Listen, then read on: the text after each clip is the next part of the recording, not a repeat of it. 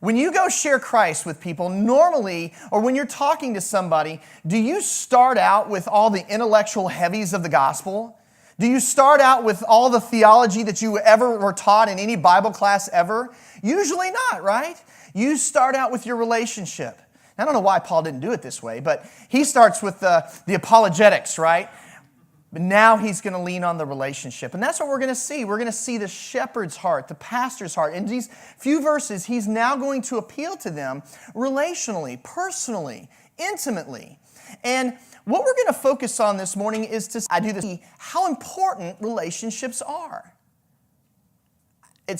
I'm kind of a cultic about this thing. I do this personality profile called Servants by Design. If you've ever done it with me, you know it's kind of our little tool that we use, and we're a little weird about it. But I believe personality is very important. One, because God gave it to you. It's not something that you all of a sudden can change about yourself. Like I can change my hair.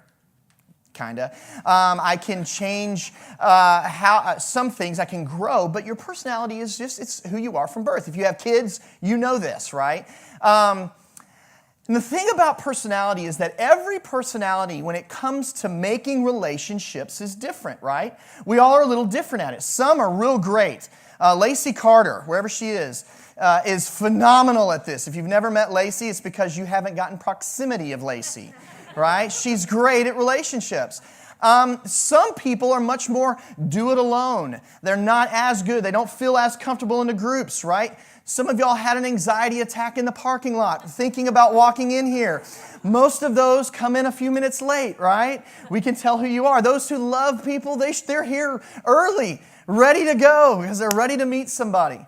Relationships are incredibly, incredibly important to us, even if we're not just these massive group people. We all live in relationship regardless. And what happens when relationships break? What happens when relationships break down and they don't meet our expectations and our standards? We're brokenhearted. And that goes for everybody. There's not a person in this room, no matter where you've grown up or where you've been, that when a relationship breaks down, that your heart is not affected, that you're not emotionally hurt somehow. Now, guys are tough about this, right? We try to toughen it up. If somebody hurts our feelings, we try to not show it, which is stupid, but we do it anyway, right? And the reality is that it does affect us. We are all relational beings. As a matter of fact, this is an interesting statistic. Rick Warren, the pastor at Saddleback Church in California, he gave an illustration that I thought was really impressive. There was a pastor of a church, a larger church, that did a congregational survey, and this went around to everybody in his congregation, and he asked this question: why are you here? Like, what brought you to this church, to be a member, to join this church? And as they tallied all the numbers, 93% of everybody who had joined that church said, now listen to this, it makes me feel weird, but he said they joined the church because of the pastor. Isn't that weird? I would not have thought that because I'm an idiot, right? A few of you are going to be here or join because of me, but that's what he said. He said they joined because of the pastor. But then he asked this question. The question that he sent to the congregation was, what happens if the pastor leaves? Are you going to leave? And of those people, 93% said no. Isn't that funny? Both 93 said that they would join because of the pastor, and then of that, 93% said no, they're not going to leave. And then when asked why, they said it was because we have friends there. When I was in student ministry for years, I would always educate my staff and my leaders, and I would say, here's the reality. We can be as slick and great, Matt and Nick and the band, and everybody can do a great job, and we can appeal to your desire for worship. I can get up here and play the dancing bear, and you can all love me to death. But at the end of the day, this stuff doesn't keep you. It doesn't change your life. Ultimately, what keeps people, and I would tell my staff, is what keeps people in seats is relationships, friendships, community. The more we grow together, the greater our impact is. As a matter of fact, I have a quote I want you guys to see. It's this. It says, relationships are extremely important to the impact of the gospel in the church and in our community. The more active relationally the church is, the greater the impact the gospel have. And this is a truth. I dare you to go out into this world and to try to have any type of relationship or to see the impact of the gospel go in directions where you have broken relationships or you have no relationships. It's all built on relationships. We actually see this in Christ. Matter of fact, there are what we call relational levels, right? I actually have when I talk to people, I have my 3-tiered relationship levels. I call as you're introducing and meeting people. But I want to show you guys 4 basic ways to understand relationships before we get into the text. And this is really a way to see it as Christ did his ministry. There were 4 basic levels of relationships that you see. The first one is it's the public relationship. It's the crowd. You see Jesus with the 5,000. You see Jesus in the marketplace. This is the noise. This is just the people around us. And when we think about relationships that we have, it's when we go out into the streets, into the city, and it's not necessarily personal, but there's still conversations to be had. As a matter of fact, I voted on Friday. And I'm standing in the voting line waiting to get up to the machine. And me and my wife are there and we're talking and a dude comes up behind us and he noticed my shoes. Had some tennis shoes on and he looked like a runner. I'm not a runner, but I love these shoes. And so he said, "Hey man, can I ask you a question? Do you like your shoes?" "Yes, I love them." I said, "Well, yes, I wouldn't have bought them if I didn't like them." I didn't say that. I said, "Yes, I love my shoes. This is my second pair of these shoes. They're super." So we got into this conversation. That's a public relationship, right? I didn't get the guy's name. No, I didn't share the gospel with him. Don't judge me. We just had this public relationship, right? The next level is what we would say is a social relationship. You see this with Jesus when he sends out the 72. Remember this? The 72 that he sent out into the byways, into the highways to go say that the kingdom of God is here. And he sends them out. This is a larger group, but it's still an acquaintance group. This is more what we would call the tribe, right? The larger group of people. I would say that this is what a lot of us are right here, right? We're the social. You know, there's people on this side of the room that don't know people on this side. Oftentimes, I'm in conversations with y'all, and I'm trying to connect us all together, and I say, "Hey, did you know so-and-so?" And they're like, "No, I've never met them." I'm like, "Our church is tiny. How do you not know them?" But that's just how it is. There's a study done that says most people can know, within a church level, about 67 people in your church. You're going to know about that many. So we're well over double that. So you're not going to know everybody, but you're going to have your tribe, right? The next one is where it gets more personal. It goes from close to another level. And this is like Jesus with his 12 disciples. You see this as he had some close friends, some confidants. We try to create this exact same environment when it comes to our groups in our church. A lot of you are a part of app groups in our church, and this is all designed to apply God's word within the group, right? The smaller group, the close friends. You have people, more than likely, whether or not you got 12 of them or you got 1 or 2, you've got people that you would call friends, that you would go to in times of trouble. And then finally, it's that intimate level, right? Some of us would say, "I've got a best friend. I've got this guy or this girl that I know and I have known for a long time. And no matter where I am, they're there. If I need them, they're in my life. They are constantly an encouragement to me." And this is how we do relationships. This is how we live. Whether we do it consciously or subconsciously, this is how we live, regardless of your personality, right? And so now what we want to do is we're going to use this little bit of information that we talked about, and we're going to look at the text. Here in Galatians 4, verse 12, we're going to see Paul begin to call on this, and we're going to ask the question, what is his relationship to the Galatians like? What level of relationship does he have with these people? And we're going to see that for all of the short amount of time that Paul spent with the Galatian church, you're going to see that he saw them as family. As family. And when I say family, I'm not just talking flesh and blood. ABC, American broadcasting company, many years ago, rebranded their network, and they called themselves ABC. They actually have a new channel called ABC Family, and you guys may have watched some shows on there. And their whole tagline was, "It's a new kind of family." Now, the point of that was because they were trying to redefine family back in those days, and they were redefining what lifestyle standards were, which I don't necessarily agree with. But the reality of it is true, is that you and I have people in our lives that aren't flesh and blood that you and I would call family, right? We all have that at some level. And that's what we're going to see. Paul writes this letter, and the way he is speaking to these people is not like the guy in the line at the DMV waiting to vote. He's not talking to him about their shoes. He's not even talking like Jesus did to the 72. This gets way more personal, way more intimate, and it's at a whole nother level. And now he's going to lean on that. He's going to lean on that and show that this is all for the purpose of Christ. And he's going to use that relationship to leverage that with them. The first thing you're going to see, and we're going to go through 6 things here. The first thing you see is that the relationship that he has with the Galatians is a relationship of encouragement. And this is incredibly important. As we get into the verse 12 here, you're going to see this is the first command that Paul gives to the Galatian church. And look at it. In verse 12, he says, "I beg you, brothers, become as I am, for I also have become as you are." Now, what he's saying here is really interesting. The Galatians had become as Paul is, in the sense that they had become Christians.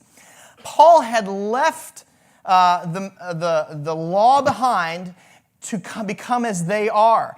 They are freed from the law. Even as pagans, they were freed from the law. He says, "I have become as you are." And what he's saying is that I have left the law behind to become as you are.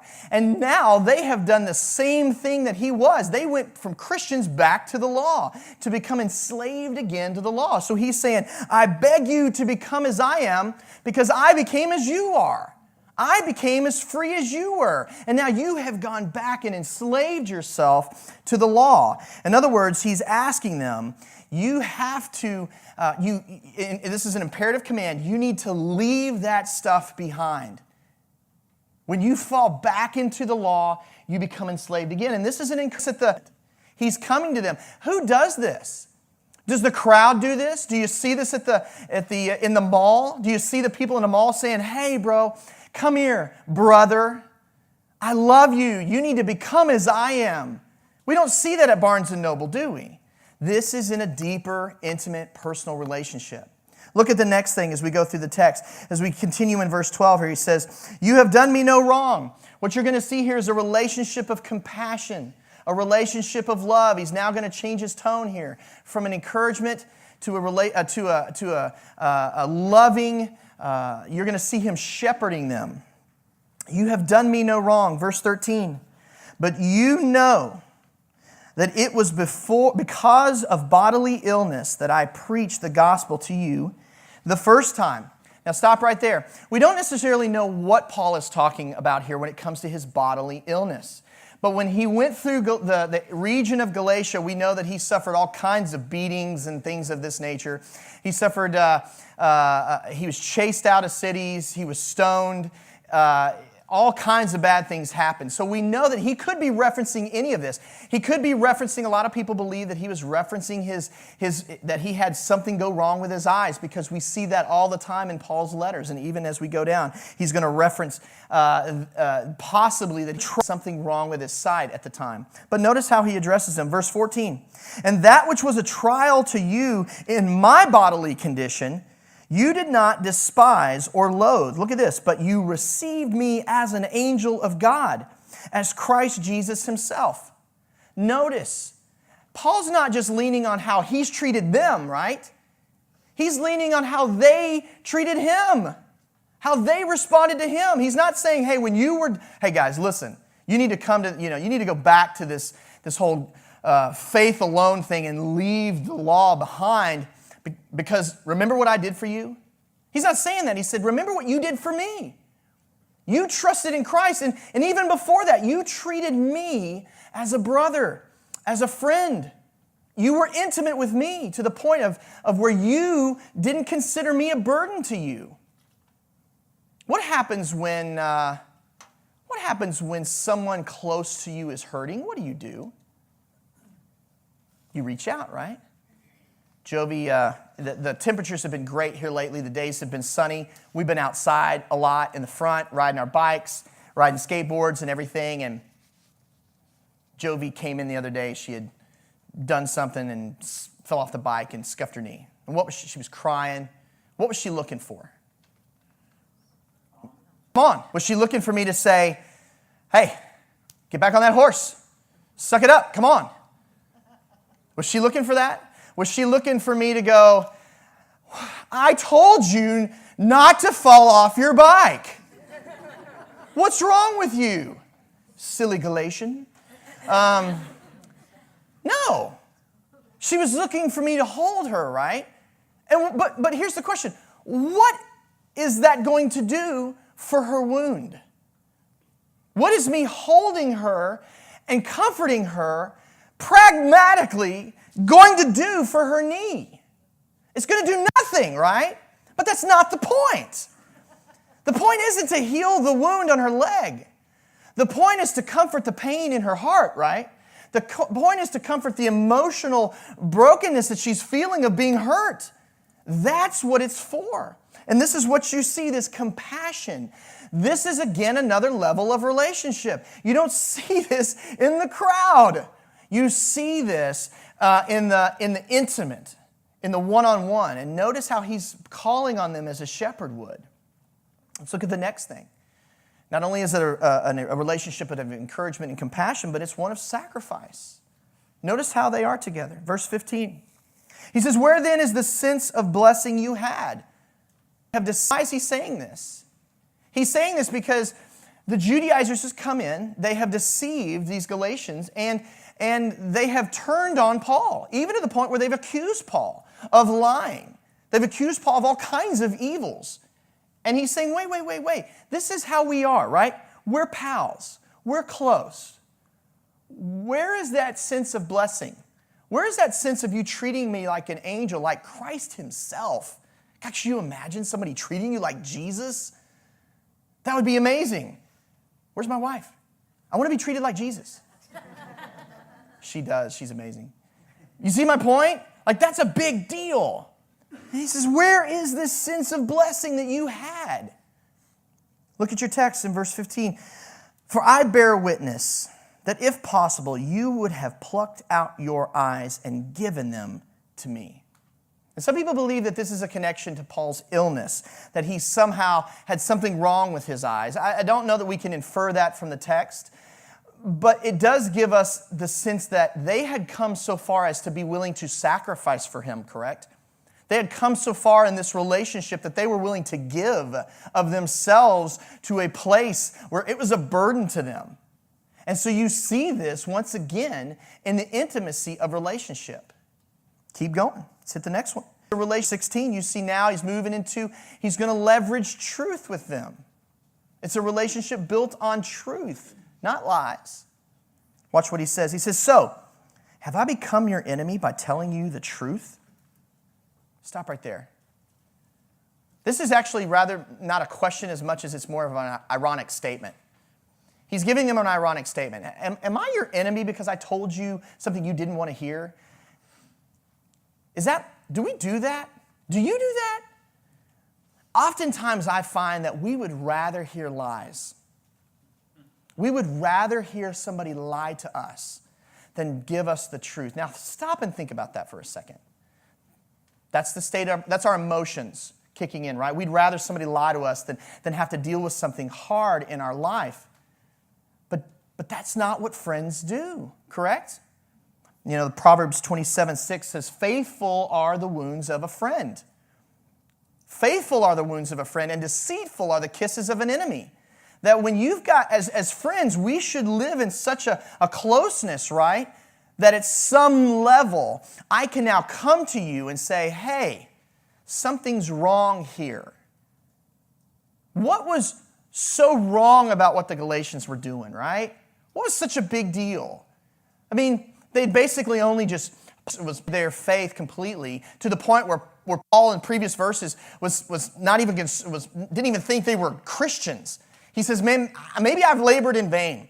Maybe I thought you were something that you're not. Not a big deal, right? Not a big deal at all.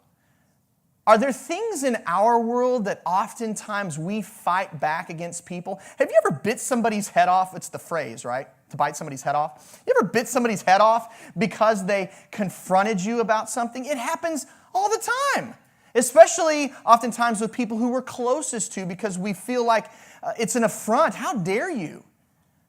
And we feel the liberty to be able to fire back. But what's the point of that? Why would somebody confront you with something, of a matter of truth in your life? Why would they do that if they didn't love you?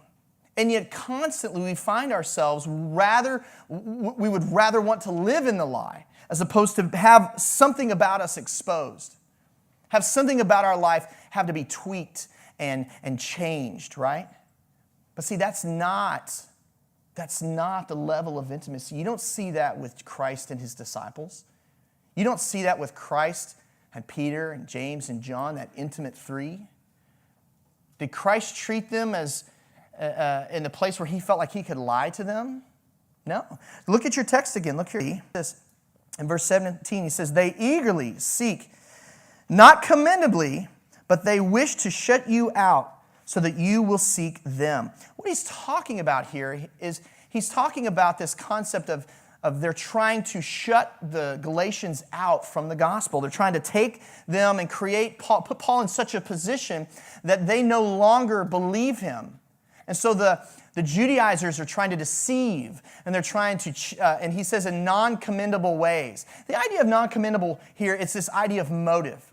The motive in their heart is not honorable. It's not commendable. It's in a way that is deceitful.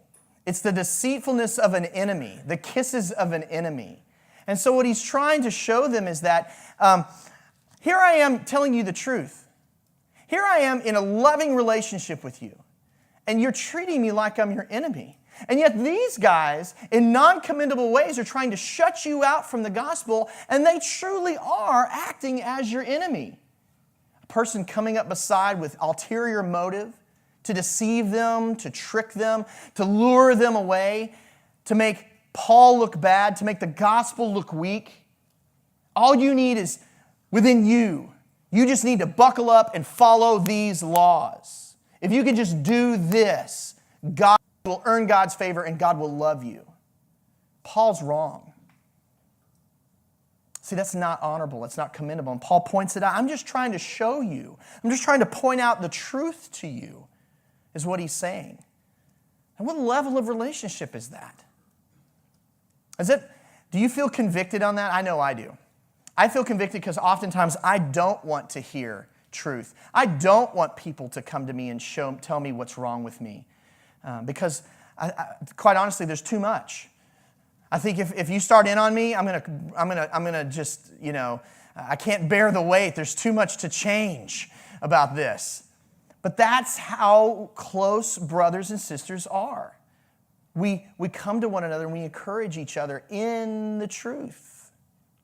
Look at the next verse, in verse 18. Now what you're going to see is he's going to flip it on them. They come in non-honorable ways, but look at me. I have always come to you in honorable ways. Look at this. But it is good always to be eagerly sought in a commendable manner, and not only when I was present with you. In other words, he's saying, but I come to you with a different motive. Is my motive somehow to trick you? Is my motive to enslave you? Is my motive to call you back to the law? No. My motive is to free you. I showed up on your doorstep. You didn't come to me. I came to you. My motive is 100% for the gospel and for the purpose of Christ. And what you see here is the purity of his heart. When we live in family, do families survive when the motive of their heart is deception? They don't, right? Families can't survive when the motive of their heart is to hurt one another or to deceive or selfishness. That's not commendable. What happens to churches and groups when this is allowed to grow within the church, when this impurity of relationship, this idea that the selfish motive is allowed to foster and grow, it destroys churches, doesn't it? We see it all the time. Churches split right down the middle because some people like pews and some people like chairs. Some churches split all the time because some people like the piano and some want the guitar. I mean, this is the ridiculousness of the church as opposed to going, wait just a second. Does that even matter when it comes to the framing of the gospel around Jesus Christ? It doesn't. And when we get to the bottom of it, it's the purity of our motive. Me and Bear were talking earlier about how we treat our neighbors, and we were talking about some stuff happening, and I had this neighbor. He's amazing, and when he first moved in, his dog was pooping in my yard, and so in the beginning, I would go with a shovel and I would pick it up, and I'd walk over to the trash can and I'd put it in the trash, and then it kept happening. I kept doing that. And then my mom showed up one day. She gets out of the car. She steps in the grass. And she steps in this poop. And I got livid. And so from that moment on, originally right after that, I started throwing it into his driveway. And I don't think he knew it. I don't think he's here either. I may need to tell him that. I might want to confess this to him. Dang it. Point. I realized how bad that was and I stopped. And then we became really great friends. Like he and I are real close. He just retired. We're pals now. But I think about this. This is not how you win someone for the gospel of Christ, right?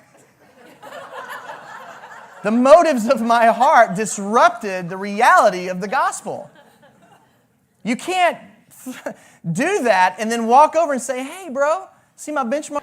You want to come to church with me? He doesn't want to come to church with a guy who throws poop in his yard. But here's what's funny. Here's what's crazy. Sometimes we sit next to each other. Sometimes this is how the church lives. We think it's okay. And Christ convicted me, praise the Lord. But the reality is that oftentimes we live in families that think that this is all right action and we're just going to live this way. And Paul's going, wait. I come to you with purity, with motives that are commendable, with a heart that's for you to know Christ and Him crucified and raised from the dead, that it might radically change your life forever. Not because I'm trying to tick tally marks of the people I've saved, and not because I'm trying to grow this thing so that ultimately it makes me look good. It's all about Christ, and that's what we're going to see. The next thing is it's a relationship of purpose. He goes from talking about his motives to now let's talk about why we're here. Look at your text in verse 19. This is the first time and the only time this phrase is ever used by Paul in all of his writings. Teknomao, my children. This is if we were wondering about their relationship, he has now said something that he doesn't say to anybody else ever in any of his books. My children. Look at what he says. With whom I am again in labor until Christ is formed in you. Stop right there. He calls them his children because now he's going to make this reference to pregnancy. And I think this is an incredible reference to his relationship with them. There is no more intimate relationship. Guys, we don't know. There's no more intimate relationship than a mama being pregnant with a baby. I watched my wife do it twice. I watched these kids grow in her belly. I watched it. I watched her experience everything that was going on in her and everything that they were doing. I watched her emotions. I watched her logic. Everything was about the life of this child, and the relationship that she had with them in that moment was deeper than it was something I didn't expect. I thought it was biological, right? Get pregnant, pop out some kids, and then we start a relationship, right? No. It doesn't happen like that. Girls, if you've not had a baby yet, surprise. And I watch this happen. And Christ is using this as an analogy of himself. And notice he says again, because he's already been there once, right? He's already been in their world. He's already labored and prayed and wept and cried and suffered for them for the sake of Christ. And now he feels like he has to do it again. And notice why the purpose is. He says, I labor again until Christ is morphe, formed in you. It's this idea that he is in this for the purpose of the gospel, of Christ in them. This relationship that he has is built completely with Christ as its center, right? It's Christ is the center of it. Now, here's what I want to do with you. This is a part where I want to challenge you to think about this. As you build relationships with people, there's obvious motive, there's purposes behind why we do this.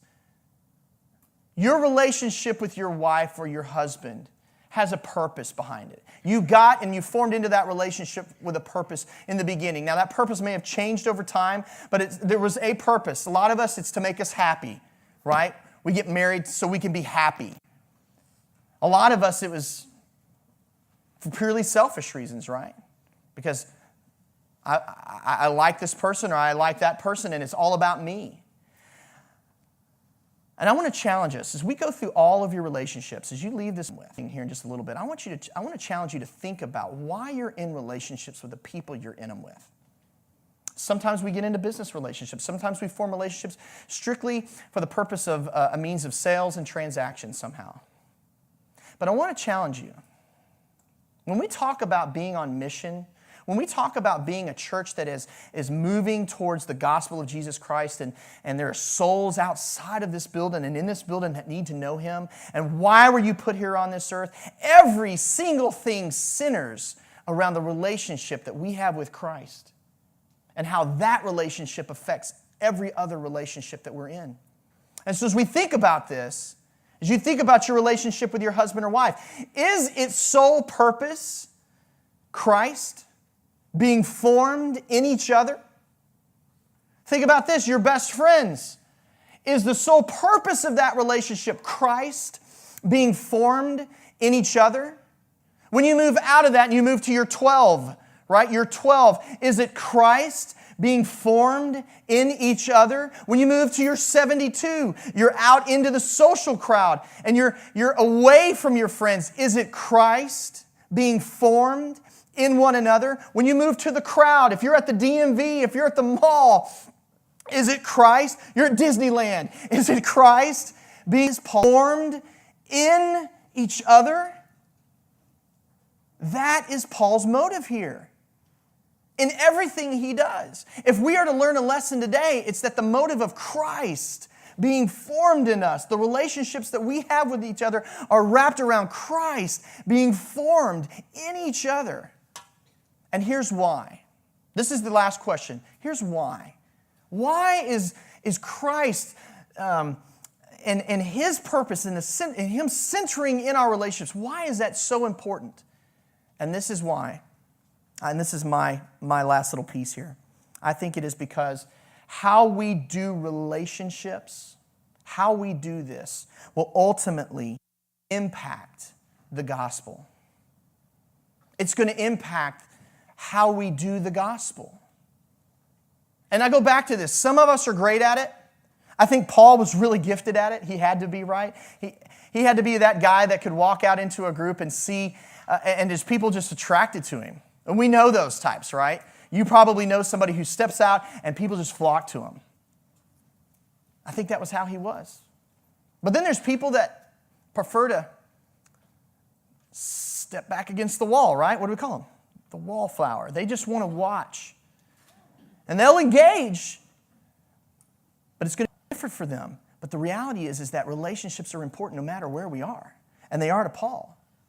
And how you do relationships determines the impact that the gospel has in your world. If you're like me and you're pitching dog poop onto your friends in your neighbor's yard, how do you think that's going to impact that relationship for Christ? It's not, is it? Let me give you some text to fall back on with this. Let's just look at the Bible now. I'm going to read 3 or 4 texts, and I want you guys to see them. They're going to be on the screen. Look at this. This is 1 Corinthians chapter 9, verse 19, and we're going to skip over to 22 and 23. Paul says this to the church at Corinth.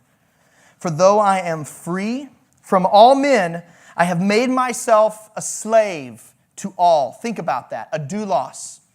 I have bound myself to everyone as their slave. That's what he's saying. Here's the reason. So that I may win more. Verse 22. To the weak I become weak, that I might win the weak. And in between these verses, he's just going through, I become a Jew to the Jew so that I can win Jews. Even though I'm not under the law, to the Gentile I become a Gentile so I can win Gentiles. To the weak I become weak, that I might win the weak. I have become all things to all men so that I may by all means save some. Partake. I do all things for the sake of the gospel so that I may become a fellow partaker in it. John 13, 34 through 35 says this. Jesus says, a new commandment I give you, that you love one another even as I have loved you, that you also may love one another. By this, all men will know that you are my disciples if you have love for one another. 1 Peter 4:8 says this, above all, keep fervent in your love for one another, because love covers a multitude of sins. Do you see this? There's a theme here, right? There's a theme. If we are to be a church that is changing this world for Christ with the power of the gospel, it is going to be through the avenue of relationship. So here's a challenge for you. If you're new here, welcome. Don't make Benchmark a home for yourself where you just come and sit. That's not what we do. More people tell me the reason they love Benchmark is because it's small, right? Because we can know each other. And it's growing, but we can still know each other. At least 67 of us, right? We got our 67. Do me a favor. Don't just come and sit. Don't just come and make this place a place where it takes up a few hours on your Sunday morning and checks a box for you. That's not what Christianity is about. That's not what Paul's relationship to the church at Galatia was about. Let's deepen this, because when we do, we've got a whole new world of people to lean on when we're struggling. And there's not a person in this group that's not struggling somewhere. We've got a whole new group of people to love us when we need to be loved, just like the Galatians needed to be loved. Let's do that together.